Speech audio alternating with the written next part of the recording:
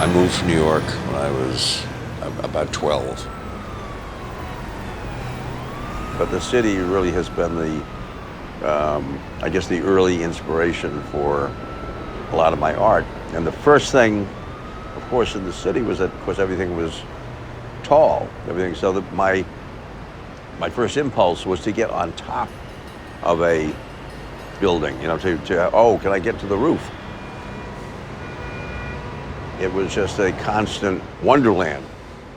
Well, obviously that's what I paint, what is around me.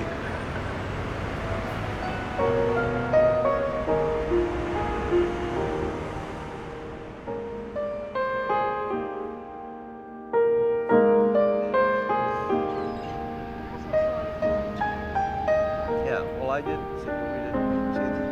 I think I was very worried about your schooling. I mean, I think I really cared about that. I also think that I felt competitive with you. I felt that Mother liked you better than she liked me, all of that stuff. Well, I just think during your whole childhood, I was very admiring of you as an artist. I mean, I understood something about, even though I worried about how you were gonna get through with things or read books or... There was no time that I remember not wanting to be an artist. As far back as 4 or 5 years old, I remember looking at Moby Dick, illustrated by Rockwell Kent. And I could look at those pictures and thinking, gee, I want to be able to do something like that. I have a wonderful little etching of Bob's, of two people, obviously a married couple, sitting across the table from each other, just staring daggers. They're probably screaming at each other. And the name of it is Flowers. It's funny and it's real and it's... I was sitting at the top of the stairs in a house in Wilton, Connecticut, and my mother and father were having an argument, which was nothing unusual. And he wanted to take my sisters and me to New York. My mother said to him, well, you're not going to take Bobby. He isn't even yours. So I find this out at 6, and at 6 you block it. But I had this recurring dream, for years, and it would come back to me. So as you grow up, you say, wow, I better watch out in this family. It's like I'm not really one of them. I thought growing up that my deficiency as a student came from switched from being left-handed to right-handed, then I couldn't read, and then I had dyslexia. It was a nightmare for me, all the way through school, absolute nightmare. Art from day one for me was the special part of life, the part of life that was above the gutter.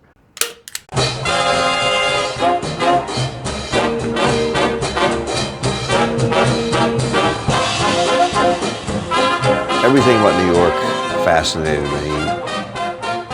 Every day was an experience that you would enjoy. And it was a learning. I mean, you could learn so much just by walking around the city, by going, you had neighborhoods had different kind of food. You get out of 42nd Street, which was so fantastic. You had the penny arcades. In the old days, we had a peep show. There might be some hookers. Bob is a denizen of New York.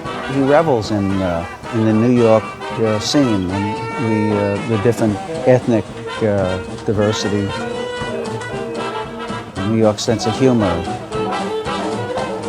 the culture of New York, and I think it's had a tremendous influence on his art.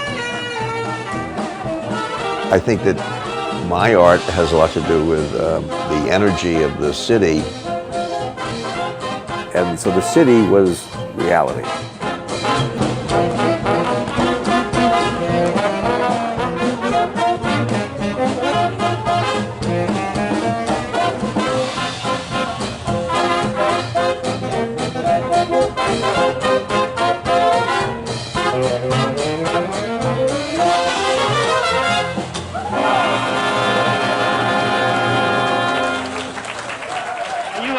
Communist Party?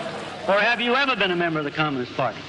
I grew up in a household fairly well off until 1950, I don't know, 3 or somewhere around there. My father was the head of the Radio Writers Guild, and Helen Hayes would only use his scripts, so we were doing pretty well.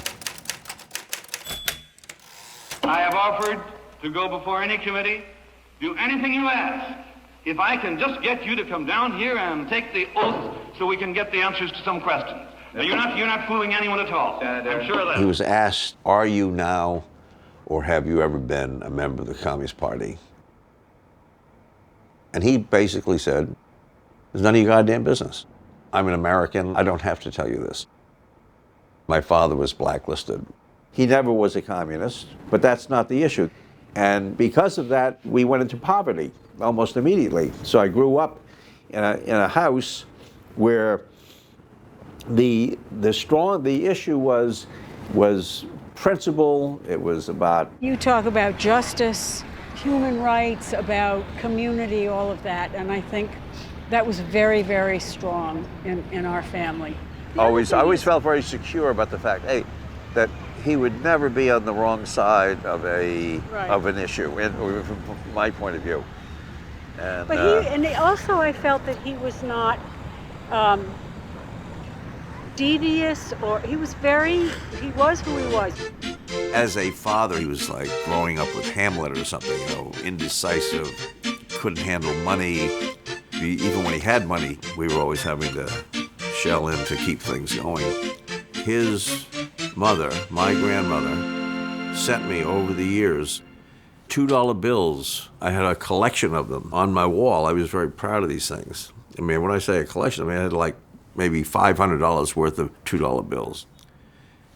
There's a story of he was away at camp, Bob was away at camp, and he came home, and his collection of $2 bills that he had saved assiduously for a long time, that he had tacked up on the wall, had been taken. And I'm looking at through into my room, and there were no $2 bills. He went in, he took all the $2 bills off the wall. He took Bob's money and never paid it back. It's devastating if you're like 14 years old and you've now amassed this whole thing. But then again, I suppose somewhere in my head I say, oh yeah, but that came from his mother. Bob's concern about injustice here and there comes out in his work. There's a painting he did called Give to Cenedella, which is his father collecting money in a street fair in his undershorts.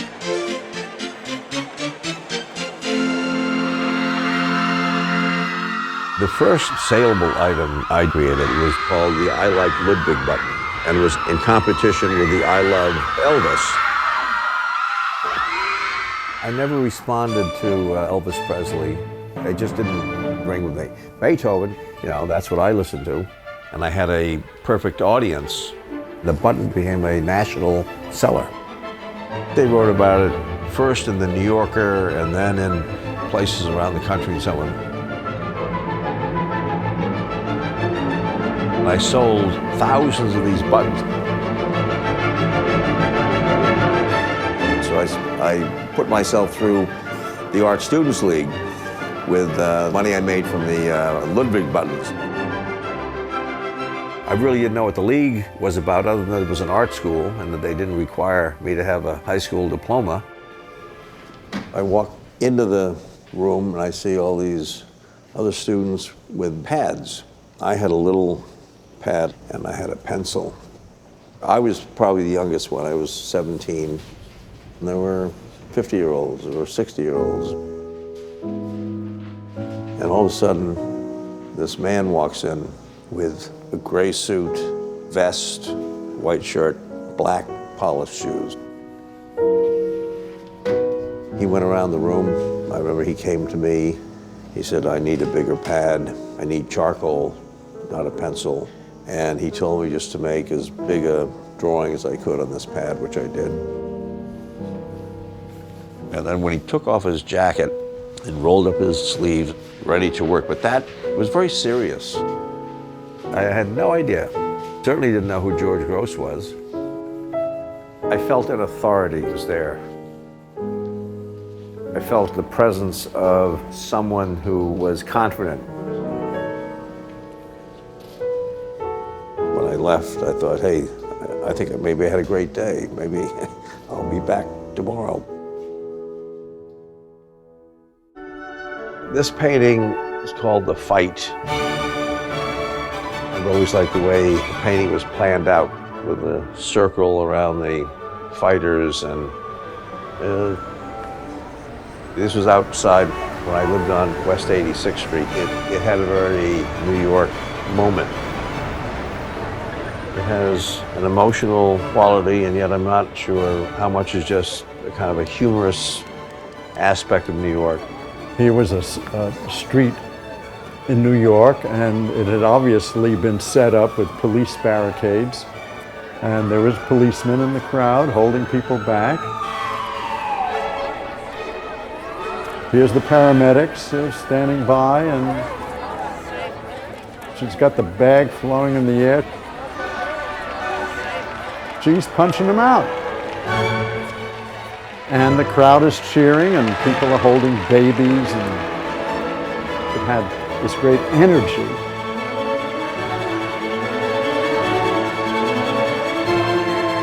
You look at this and you say, something was going on in New York. When I did the drawing for the painting, I guess I saw my parents in this. It's in keeping that my mother would be winning the battle, if that's my father. That's probably me. I never even thought of that, but that's probably me with my artist smock. I think Cenedella was aware that the world was become a kind of a media circus. Cenedella just doesn't do realism, but he does a realism that is always journalistic. It's people's art. It's people's art in the same way that it was people's art in Germany in George Grosz's time. George Grosz was a painter in the post-World War I period in Germany. And his use of satirical elements in his work to ridicule the powers that be really anticipated the rise of Hitler.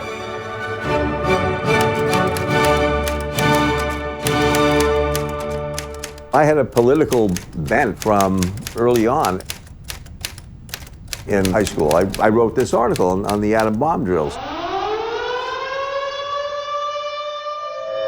That signal means to stop whatever you are doing and get to the nearest safe place fast. First, you duck, and then you cover. They had you scared. The government had you scared. Hey, you know, you got the atom bomb and this and that. You got to watch out for the communists and and I felt a need to write this thing because the atom bomb drills were so stupid. I had an A.B. Dick mimeograph machine, and I printed 2,000 of these articles, and I handed them out to everyone in the school. And then they had this special assembly, and one of the heads of the school said, all you students read it, and you thought it was funny. He said, this is not humor. He said, this is propaganda. We're supposed to sign loyalty oaths in those days, which I also didn't do. My father was trying to get me to sign it because he wanted me to graduate high school. So on the one hand, he stood by me for, writing this article, but then he wanted me to sign a loyalty oath, which he wouldn't sign himself. And, but I just couldn't do it. And then I was expelled. The thing that I would want most was to have a painting at the Metropolitan Museum. The Metropolitan, to me, that was more special than a church. Right after school, I went 3-4 times a week. In those days, there was no fee. You just walked in. You had a lot of guards and a few people. And I loved it. I thought it was, what a great thing. It was never crowded. I go look at Vermeer, I look at Raphael, my favorite artists, Grant Wood, George Bellows, and they had legitimacy. Their art was in books, in places of respect. If there was one painting that I was drawn to, is Peter Bruegel's The Harvesters, everything about it, the detail of the wheat, figures, the way the figures were done, I could never see enough of it.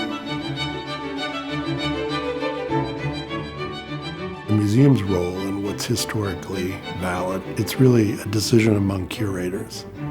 And to me, it always looks like a real exercise in animal behavior. What's better and what's less good and why.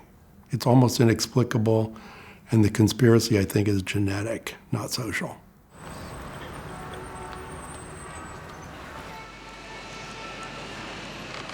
The League, it has a great reputation. It has history to it, and has that, but also they had nude models. Aside from knowing that now I had a place to learn, but I also knew that I was going to walk into a room and there was going to be a nude woman. So I walk in, and then I do see this nude woman.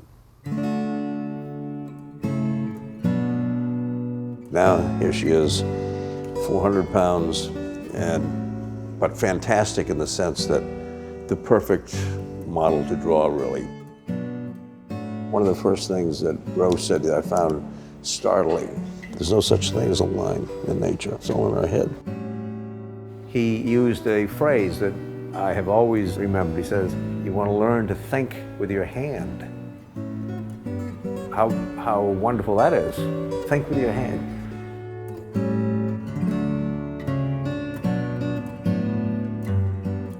Talking to Grosz, there was never small talk.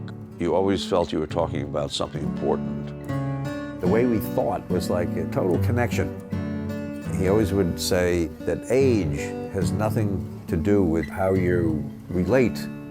I always tell people he taught me how to draw, but he also taught me how to drink. I had my first beer with Grosz. I told people he was the first adult I ever respected. Now, I'm sure my parents were not too happy with that. We had very intellectual parents, right? We had a very intellectual father. Yeah. I wouldn't say mother was intellectual. You think so? I think she was intellectual in a very more human way. When I say human, I mean more gutsy. A mother, someone who's, I saw two different, I don't know if you perceived it that way. No, actually I didn't. No. I look at Mother, when she was drunk, she was the worst. And when she was not drunk, she was the best. That's how I see her.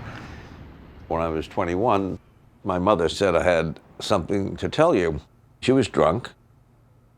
She says, Daddy is not your father. And I remember very clearly, I said, oh, is it Russ? His true father, whom I met a couple of times, very, very different. He was a gentleman, an English professor, intelligent, soft-spoken way about him that I liked very much. My relationship with Spears was letters, mostly, over the years. He also did doodles and little cartoons that he would send me. I then got a letter from Russ, and basically what it said, he said it must have been quite a revelation to you, but and that was the end of it. And it's bizarre. To have a relationship with someone who is your father, but you never called him your father, we never even talked about it. It just gets outrageous, and it was forcing me to be a liar. So for him, it was okay to be a liar. And I think it affected my painting tremendously.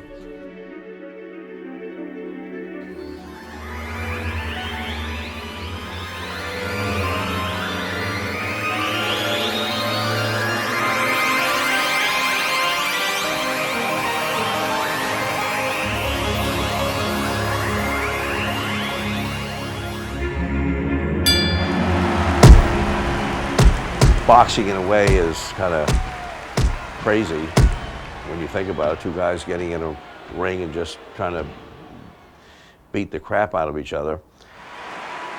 Then if you put two older guys, then it really becomes absurd. Bob puts a lot of his anger at his family secret in his work, of course.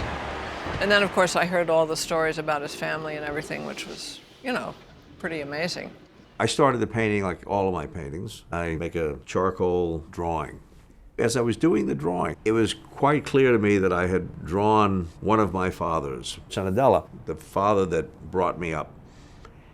And then I decided, well, I'd put my other father, my real father, Spears, on the other side. I'm drawing this as a satirical piece on, you know, on boxing. So now they're punching each other, and I was the one getting hurt.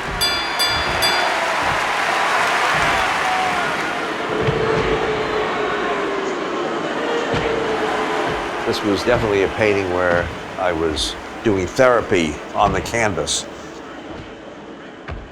As I did that painting, I ended up, you know, I was alone. I started to cry, you know. So, so what, you know, what else are you going to call it? Yeah, Father's Day.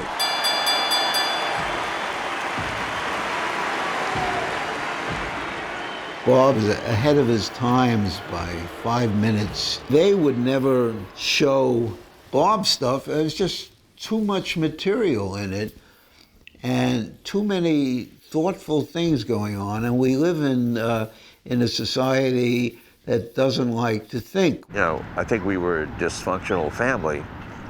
Do you?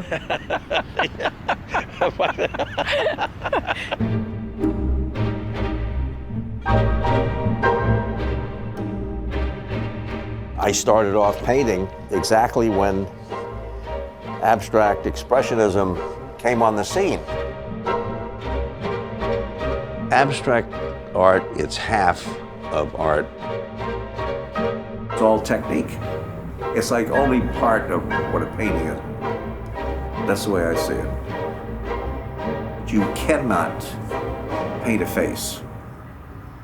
You have a technique which limits you in so many ways that certain subjects simply cannot be portrayed in the way that Pollock painted, which I think is brilliant because the way he painted, you could do no wrong, basically, in my opinion. See, in other words, there's a perfection. People today will say, well, hey, there's a bad Hopper, or there's a bad El Greco, or this is a bad that. But I've never seen anyone say, oh, this is a bad Pollock. Either they're all bad or they're all good. That's the beginning of the marketplace dictating to artists. Before, the artist was reflecting on what was around him. And now, the commercial side, the galleries and so on, are telling the artists what's happening. Collections can't be sacrosanct, and yet they have to be treated very gingerly. The museum collection should always be seen as dynamic, meaning that it calls for adjustments, change and trading, selling, adding, subtracting.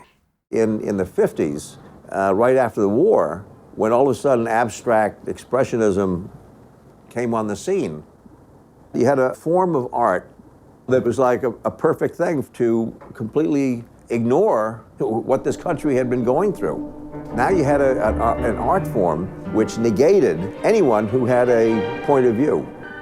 My heroes were guys from the 20s and 30s, people like Ben Shahn, people like Bellows, Virgil Marsh. You know, they'd paint red lines, lynchings in the South, the Depression. That's what interested me in art. So I follow in that tradition. They recorded history. I don't just talk about politics, and you know, it's part of what I paint because I think it's part of the world that I live in. The art world doesn't look to see why that painting is effective. It's effective the way I painted it. Southern Dogs. It was reversing the head of the policeman with the dog and so on. I mean, that made it more than just a copy of a incident. When you see that policeman with the dog's head, and then the dog with the policeman's head, and his genitals hanging off the back, and another policeman looking up the dog's rear end, you know, that hurts a little bit, you know. I'd been told by galleries that, Bob, you've missed the boat. This kind of art is over with. No one does this anymore. Again, I'm not legitimate. It's a very gossamer veil that separates the inside from the outside, and it's permeable. So you can move from being not known or not valued to the other side. But I'd say it's a little bit about chance and a great deal about geography. I studied with Grosz basically for 2 years. And in '59, he was going to go back to Berlin because his wife was sick and she wanted to go back. And he never wanted to go back. In the fall of '59, I was going to go and study with him privately. The last day of school, and he makes sure that he comes to class to say goodbye to the students. And then he invites me to go to this party on the ship. You know, one thing led to another.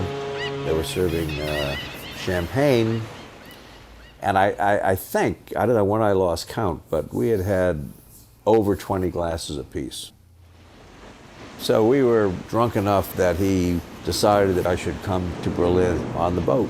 So I got into this closet, and, you know, the boat takes off, and I'm in this closet and in his little room, and they discover me.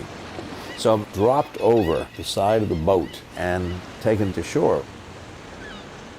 That was the last time I saw him. Towards the end of the summer, I got this letter from his wife. It was basically a card. She had got my address wrong, so I found out almost a month after it had happened. But he died literally a week after he got back to Berlin. In the write-up, there was nothing that said how he died. So then there was just speculation as to whether, when he went back to Berlin, he still had enemies. People, I mean, this is a man who had cut apart the society and seen through it before anyone else did. He was found at the bottom of the stairs. And I was, you know, devastated.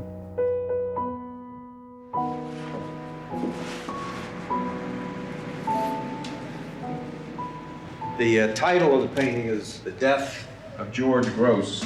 And for a while, it was sort of the death of Bob Cenedella.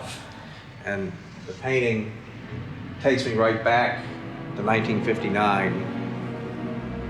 A lot of the figures are from his paintings, and I put it together in a kind of an allegorical way. I guess I chose not to think that he got drunk and fell down a flight of stairs, but at the time it was important to me that that was not the image. It would be better if he'd been pushed down a flight of stairs. In his shadow, I put my signature, and even that is symbolic of would I ever get out from under the shadow of George Grosz.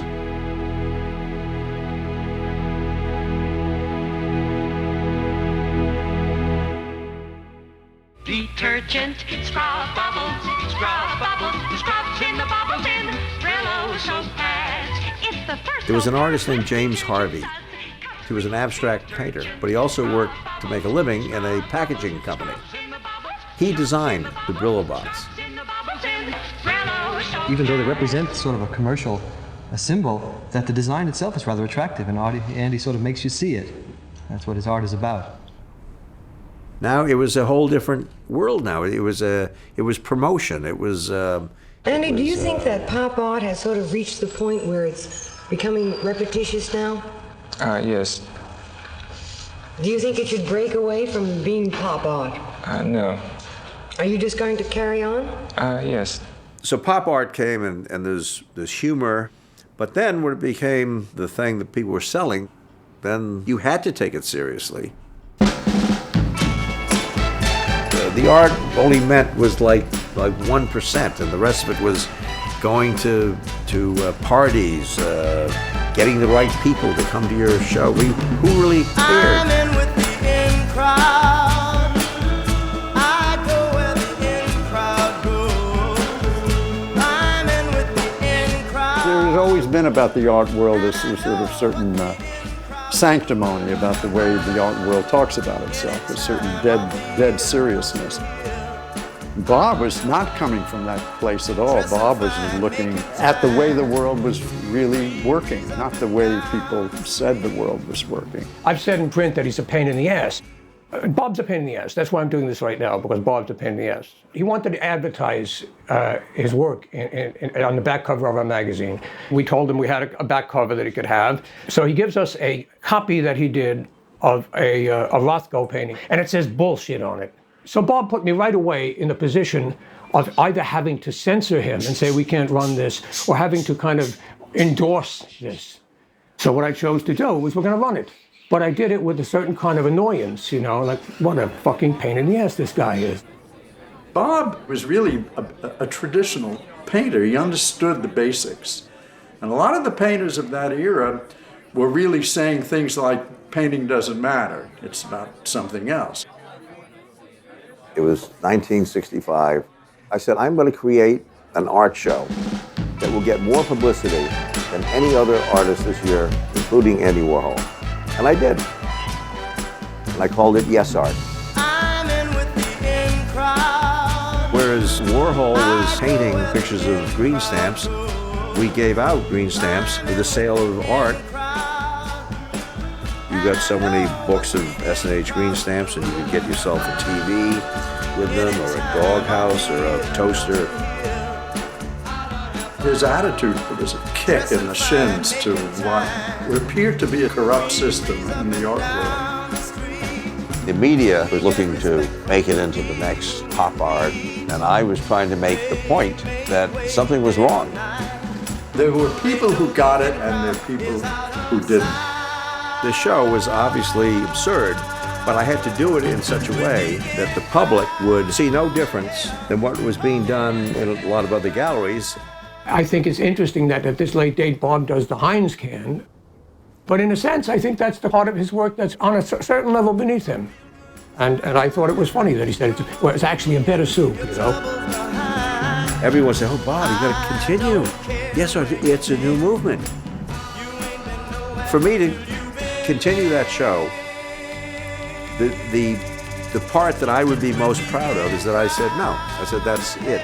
Yes Art is over, because I would have just been one of them.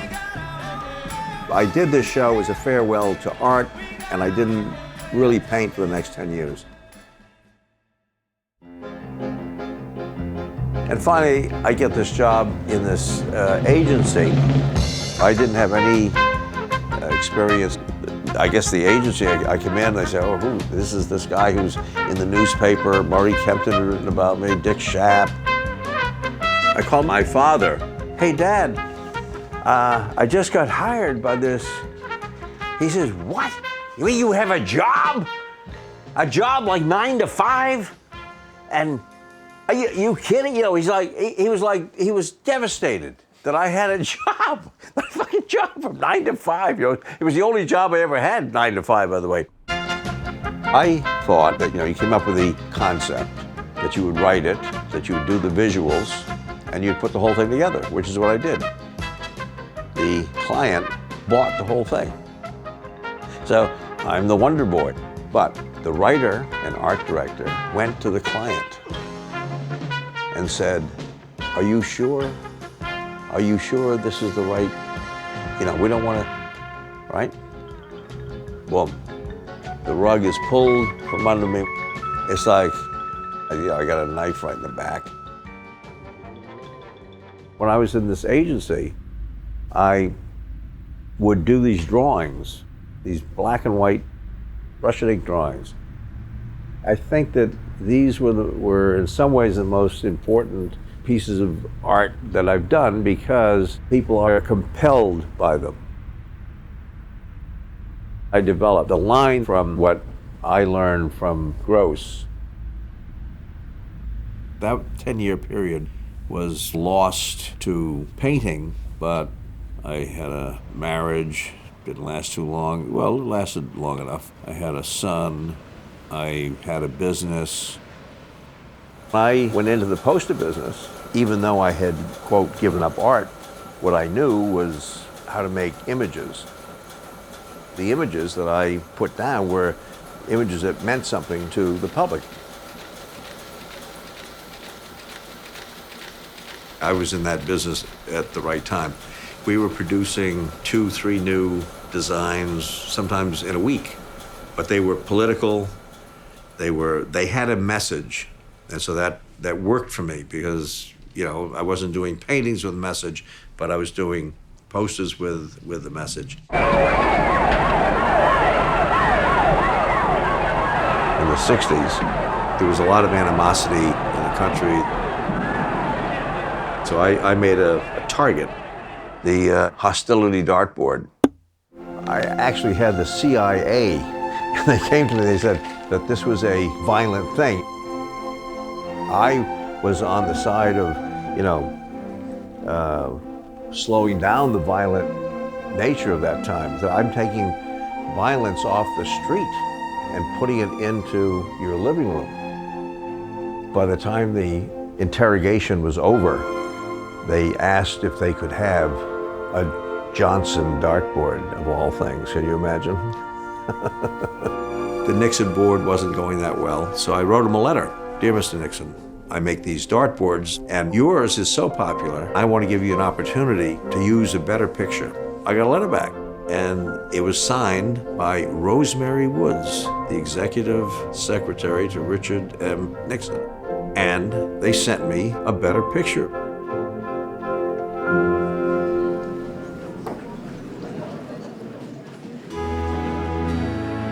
The people in charge, it's not what they show that bothers me, it's what they don't show. Mediocrity deciding the fate of genius, especially in the case of Grosz, that's what happened here. I saw him as clearly as a brilliant artist. Grosz, I felt like a loser. He said that he was a failure. And you don't like to hear that. Even with the situation, you know, knowing that he's not but I didn't, that always bothered me. George Grosz in America was the only painting I did from 1966 to 1975. I'm sure that I'm painting myself. I'm saying it's George Grosz, but I'm sort of feeling like it's me. I'm looking through a series of windows, and I was in a room, and I'm going through one house to another house to another house. I was trapped. So that painting, its darkness, is probably a self-portrait, not a portrait of Grosz. George Grosz didn't consider himself a success. A guy who did one career in Germany and another career in America. He said that they cut off his right arm when he came to America. And what he meant by that was that, you know, he wasn't being acknowledged even for what he had done or what he could do. I was outraged, furious. I mean, there's no words could describe my feeling for the art world. I despised it. The very worst fate for an artist is to be ignored. Same for the work. If it becomes irrelevant, illegible, ignored.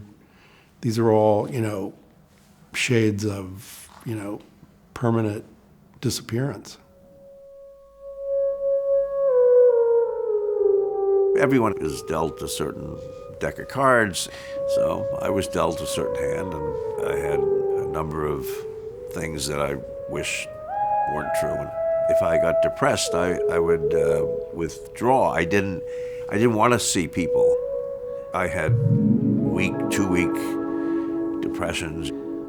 So what my mother often said to me was, don't look for the answers on the outside. Look, they're inside. Every time I would get out of a depression, I was feeling so good. I said, it could never happen to me again. And then, who knows? I came to a point where I decided not to be a tragic figure. I didn't graduate from high school. I was illegitimate.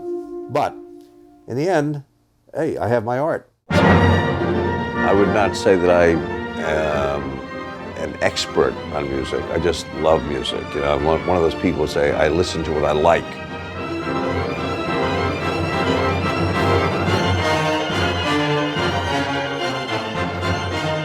My interest was in the audience. So the painting is it's not of the orchestra from the audience looking in at but it's from behind them.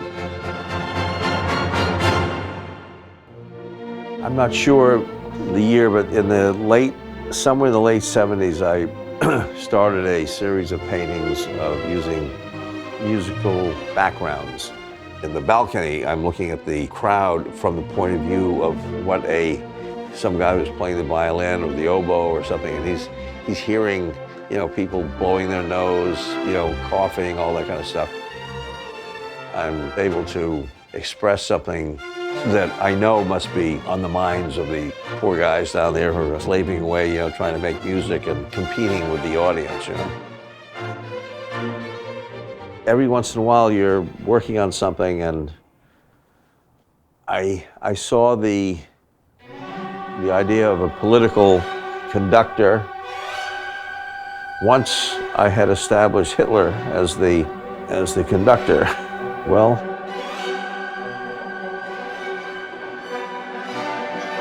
you can criticize Hitler and say, yeah, but he had plenty of people that were playing ball with him. So they had little mustaches, and then of course you had to have the people. They had to kind of go along, and so in the audience, you see the little mustaches. So again, the art of any painting is not the commentary, and that's why I say I throw the commentary in at no charge. I just charge the color and the composition. When I first met Raphael Sawyer, he said to me, where do you get your ideas? And I couldn't believe it. I couldn't understand an artist asking me that. Where do you get your ideas? He was a guy who would give time to younger artists. And he himself said, well, for him to do a painting, he had to have a model or something sitting in front of him. Artists are all different, but for me, I've never been in my studio and said, oh, gee, what am I going to paint today? He then said, well, where do you get your ideas from, I didn't have an answer then. Painting, my painting, or painting in general, is about ideas, So I did one painting in the music series where all the players are fighting each other, and, one crashing a drum over the other guy's head, broken violin, and the conductor running off the stage.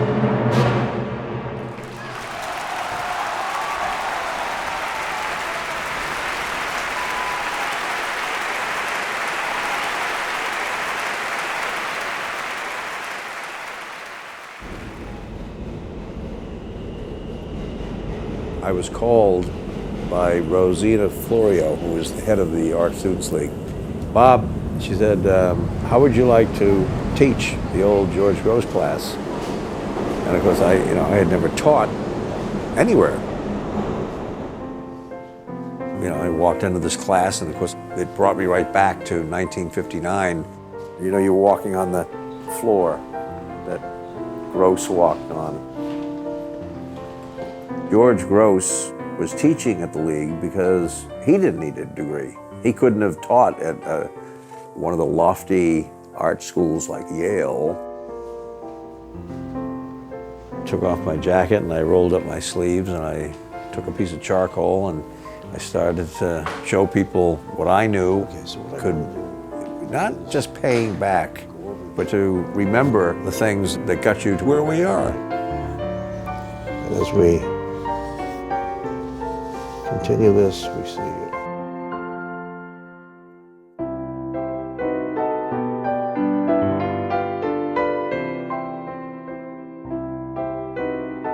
This little piece of charcoal, piece of paper, and your eye and hand starting to work together. And it's the greatest discipline in the world.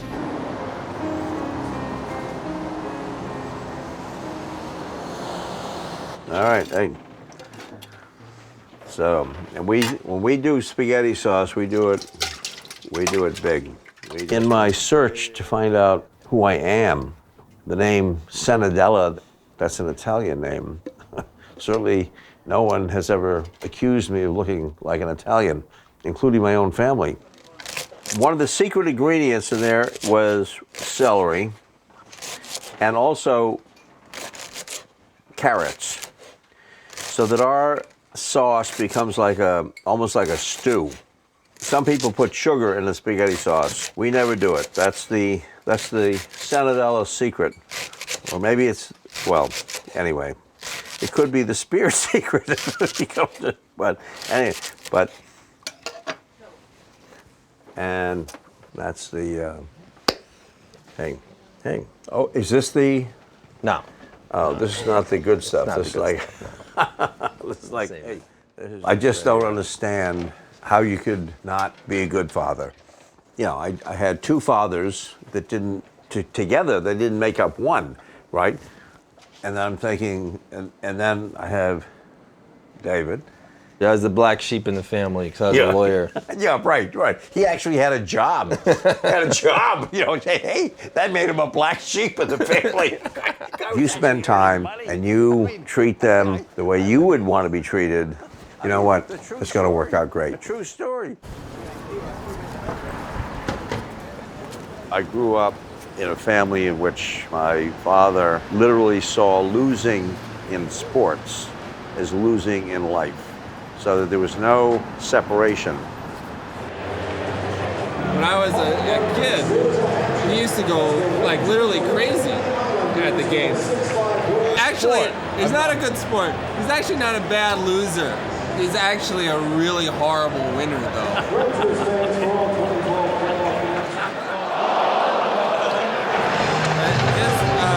Always roots for the underdog. Always. Losing is like being a failure in art. It's like being a failure at everything. Not that winning means that I'm a success. It doesn't work that way. Just winning just means I didn't lose.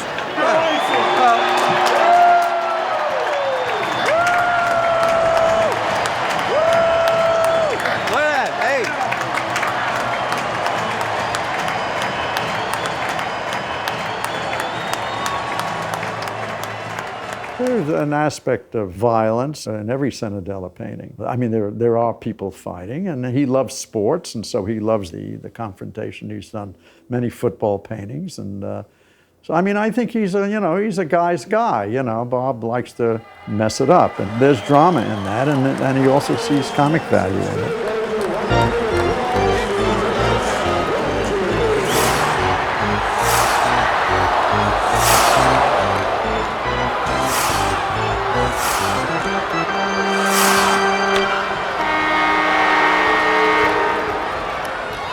The humor in his paintings is never ceasing.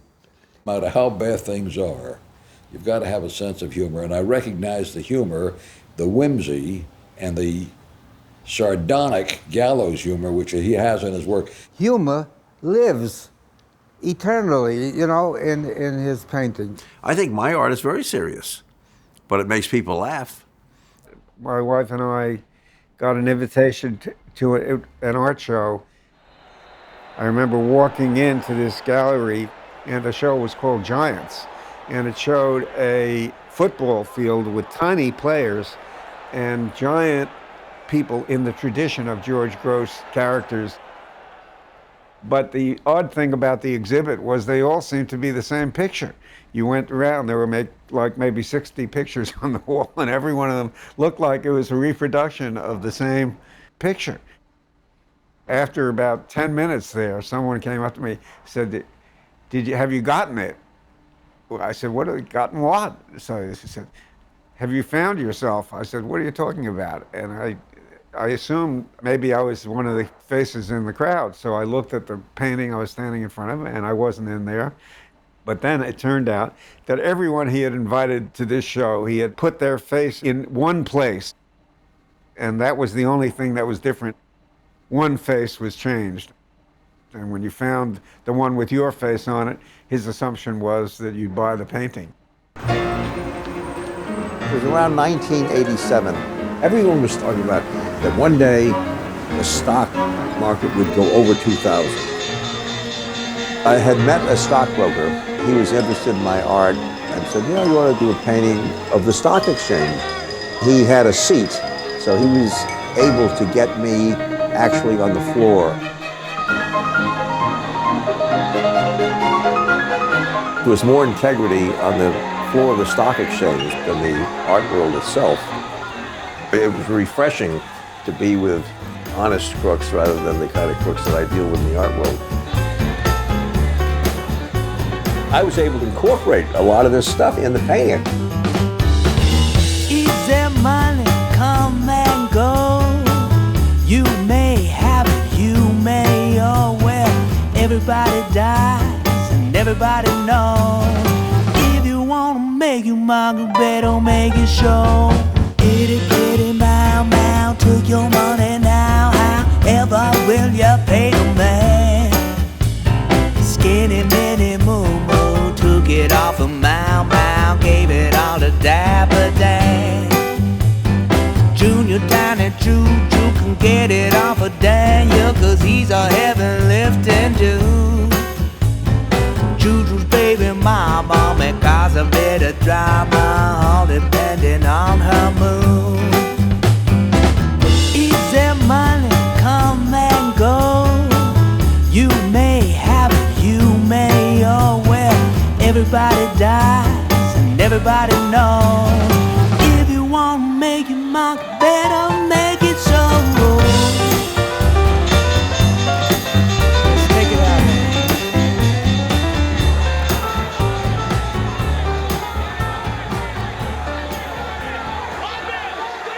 People may have thought it was ironic that Robert Cenedella was doing this drawing about the home of capitalism, but that's what Cenedella is, ironic. That's a good one-word encapsulation of everything that he's done. People are buying art only for investment. I can't give you percentages, but a high percentage of them buy a piece of art with the hope that it's going to increase in value when they walk out of there. The art world really is a kind of a dreary place right now. It's all based on money. It's based on collectors. It's based on. I mean, I don't know how people are hustling so hard and trying so much to get famous.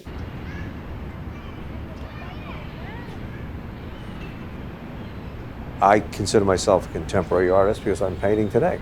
So contemporary art, who defines what it is? I have a big problem with that.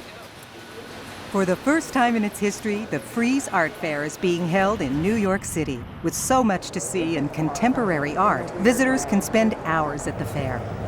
Contemporary art, that's the Wild West. That's where you have a chance to maybe buy something that will be worth millions someday, but it also means that you may lose your shirt. Contemporary art is seen as pushing the envelope, and a lot of times you can get something that's, a pile of garbage, literally, but it's an art installation.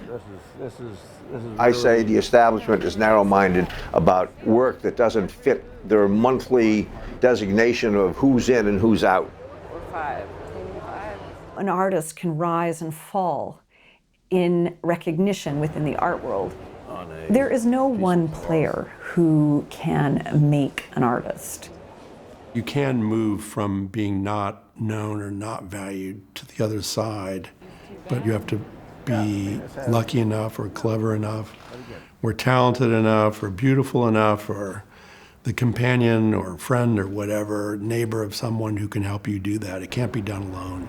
So we've come to believe now that every month there's another great, American artist. How many great artists are there?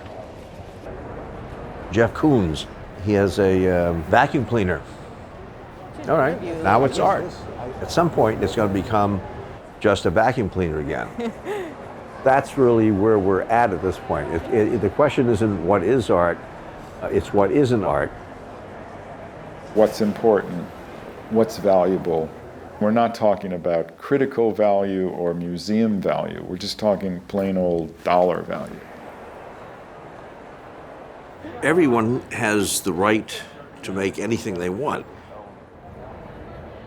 It's not what they show that bothers me. It's what they don't show. And that's really a kind of form of censorship. I do not think a work of art is worth what someone's willing to pay for it, because some of the most important works of art are not for sale.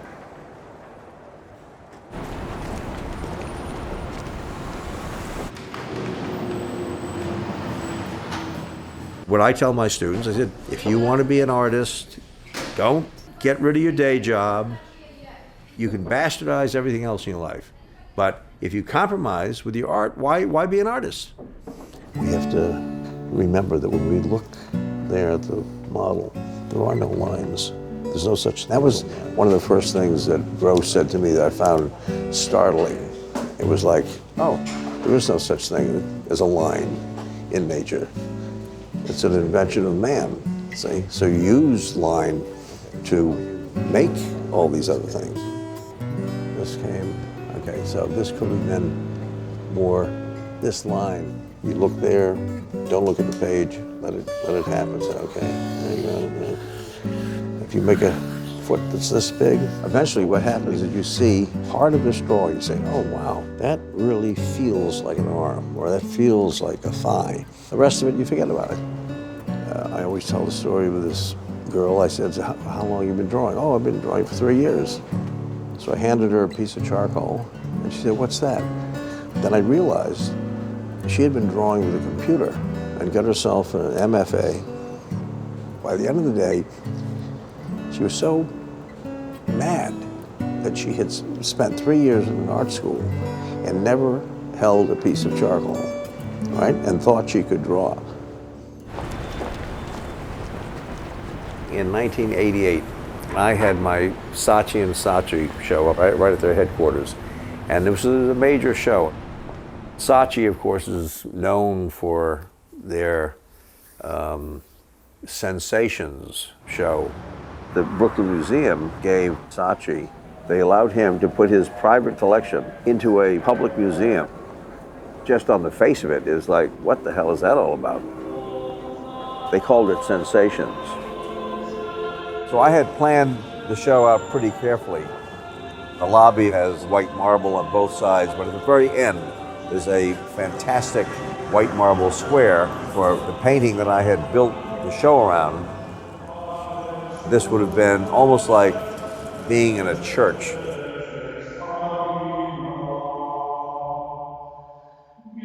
I think I had the idea of putting Santa Claus on a cross from the early 60s.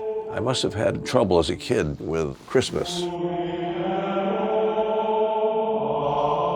Everything was going fine until they looked at my work. Santa Claus hanging on a cross, that was more than they could take. The Santa Claus painting, I don't think it ever really made it to the wall. The powers that be at Saatchi and Saatchi saw it and they said, "Oh my God!" They just literally took it out of the show. I attempted to show this painting for the next 10 years. Never could get into a gallery, never could get it any place. Getting people's attention in New York and other places today is really a job unto itself. And the thing you recognize in working inside this world is that recognition is the only thing we can really offer one another.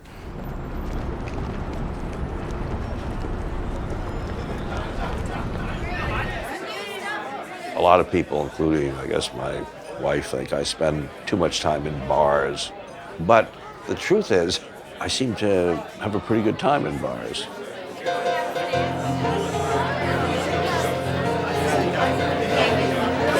What happened to my drink? Oh, here we are. I thought you took my drink. It would be just like you know? I see bars as little one-act plays. You might meet someone that you like or that you don't like. I see people who I might disagree with politics and this, that, and the other thing. And yet most people you can really find camaraderie with. And where do you live now? Boston. Boston? Ah, that's where I was born. I was born in Boston. Are you a Red Sox fan? Howling everywhere and I know what's going down. Lost inside the memories of this lonely town. So many things that can make a man feel his way.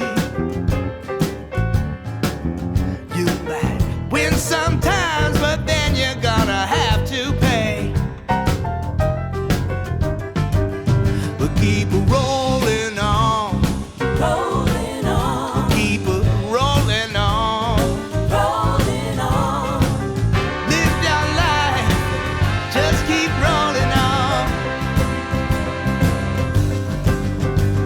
The future come along, it can bring you right to the ground.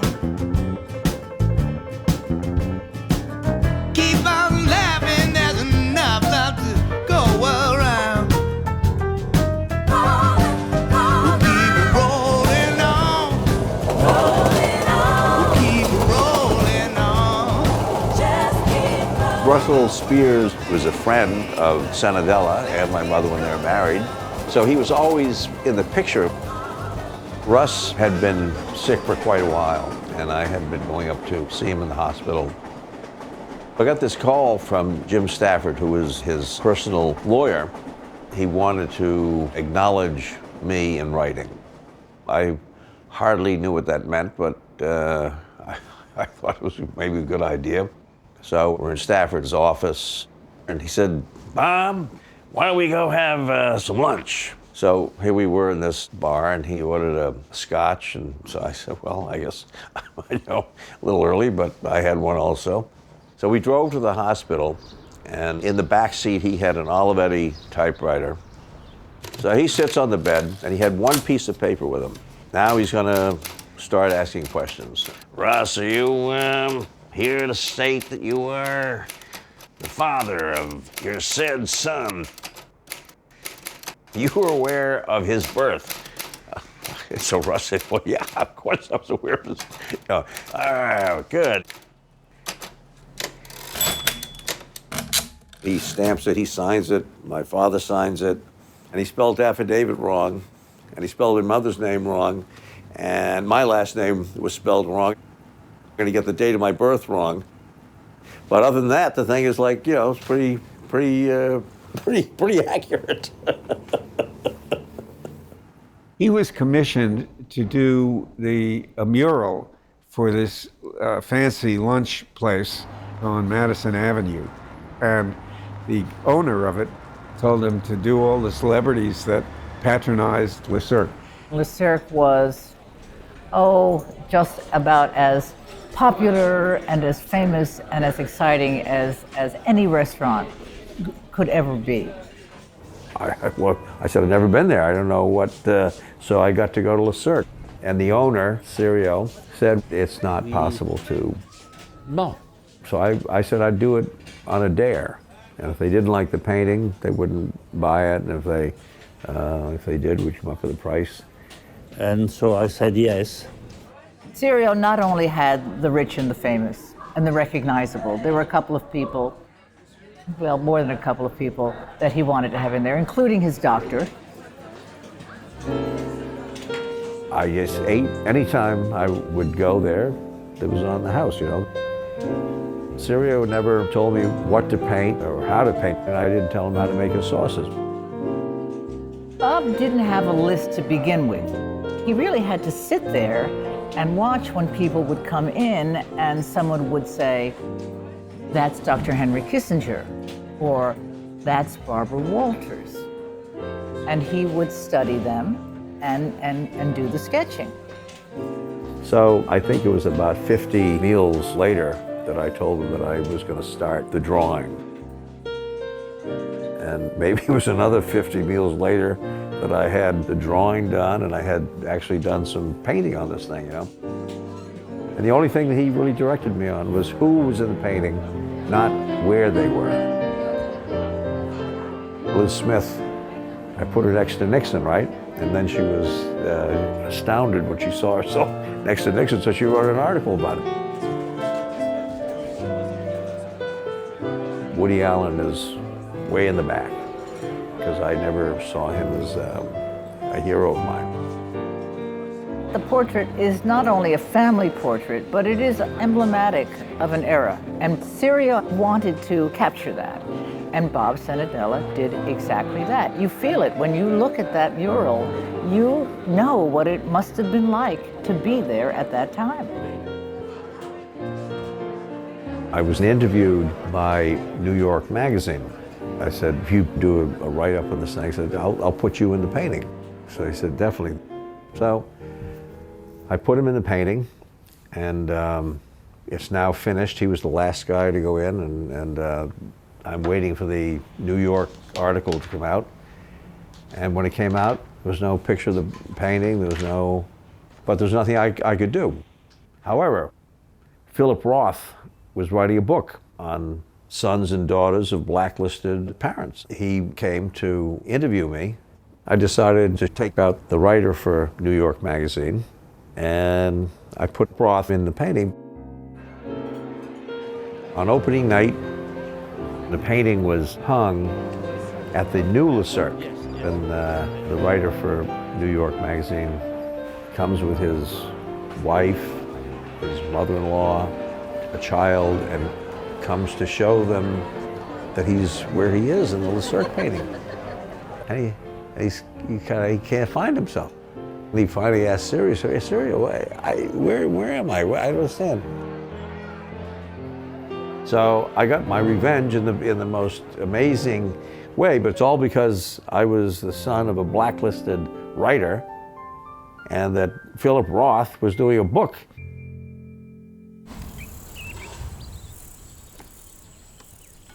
I never really have the instinct to do a political piece. I'm much more taken by what's around me. You're surrounded by trees. You're always aware of these slivers. I did a series of very narrow paintings, some of them 2.5 inches wide and maybe 5 feet high. I call them slices of Maine. By making this shape, you go endlessly back. Do you really have to see what's on the left and what's on the right?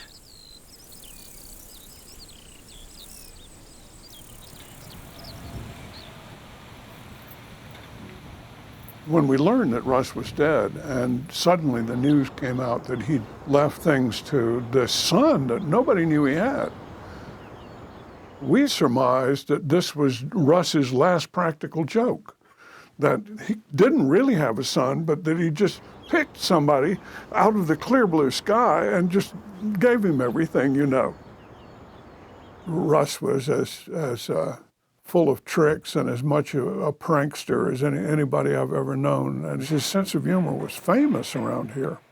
But they didn't tell you about that until you'd fallen victim to it. Russ was perpetually impish. I mean, he looked as if he had a secret. All these years I thought, was that kid really Russ's kid or not? He walks in the room and he's the living image of Russ. So you think, there goes that idea. He's Russ's kid. Couldn't be anybody else's in the whole world. When I found out who my father was, I mean, Humor was his great weapon. So genes has a lot to do with everything. I'm convinced of that.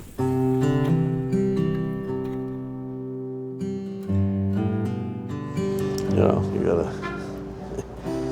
a interesting. All right, so all these little details. Okay, so now you have this string there, right? So if we have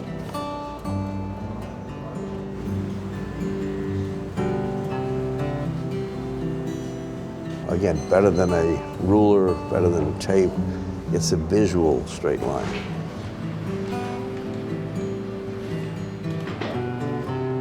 I often tell my students, I used to take a cutout of a Rembrandt, Holbein, El Greco, and you put these figures in one room, and nothing looks real. Because those worlds are all distinct. Every painter, every great painter, he creates this world that you believe in. And a painting, it's a drawing, you wouldn't even think about the background, right? No. Okay, but now that it's a painting, the background becomes, it's half the canvas. So. He doesn't tell me what to paint or how to paint, but he'll find something which is not working properly within the composition, in the color, or in the drawing, or whatever it happens to be. And he's very pointed, and his critique and his intervention is minimal, which is marvelous as far as I'm concerned. The Art Students League give the instructors a window for a month to hang a painting. They came to me and they said, "Gee, Bob, do you have a Christmas painting?" I said, "A Christmas painting?" They said, "Yeah." I said, "I have a Christmas painting." I said, "It's not framed." I said, if you just hold the space on a Saturday morning, and I'll have it framed. I'll have it, make sure that it gets put in the window, and don't worry about it, right?" Outside the Art Students League in Manhattan, a painting on display pictures a crucified Santa with gifts at his feet. Here's a look at Santa like you have never seen him before. This untitled painting by artist Robert Cenedella has sparked quite a controversy in New York City, where it sits in a midtown window.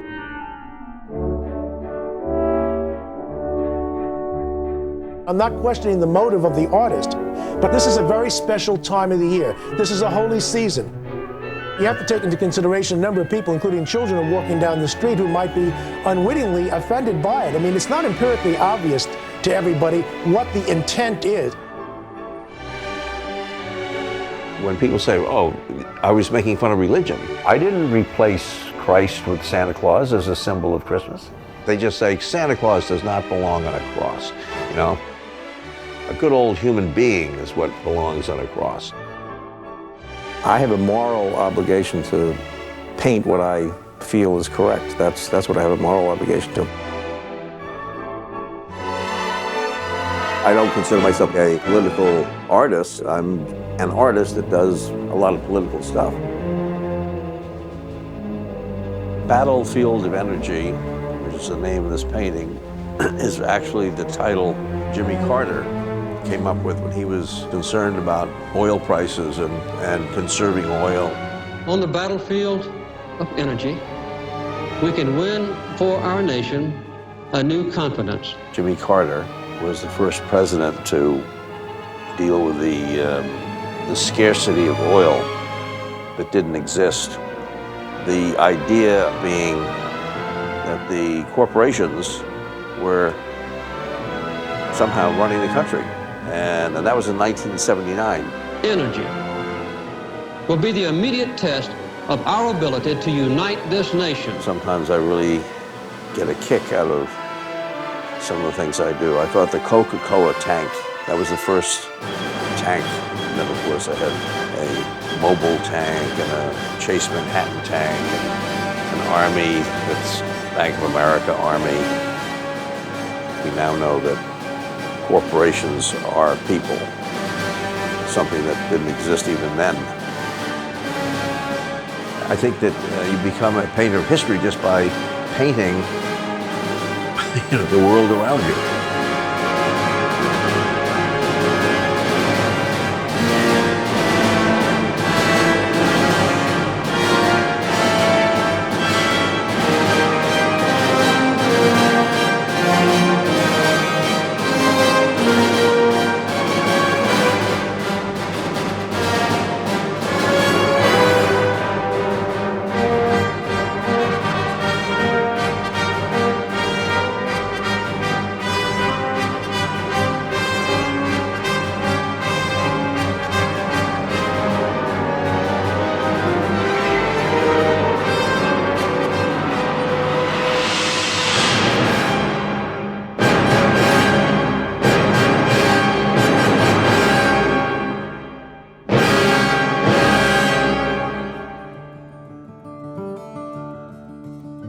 The last taboo in art right now is the kind of sincerity that Bob has, the kind of directness.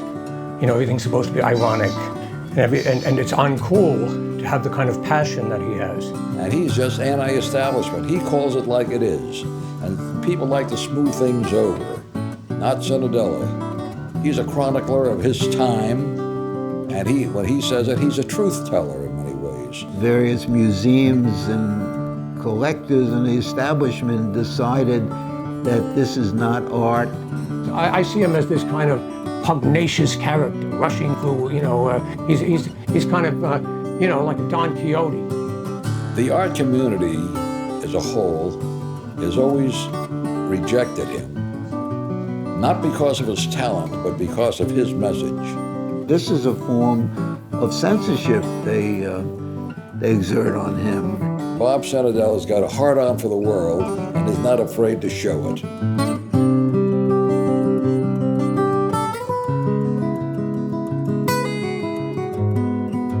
I go to bed at night and I think I feel pretty secure in what I've done as an artist.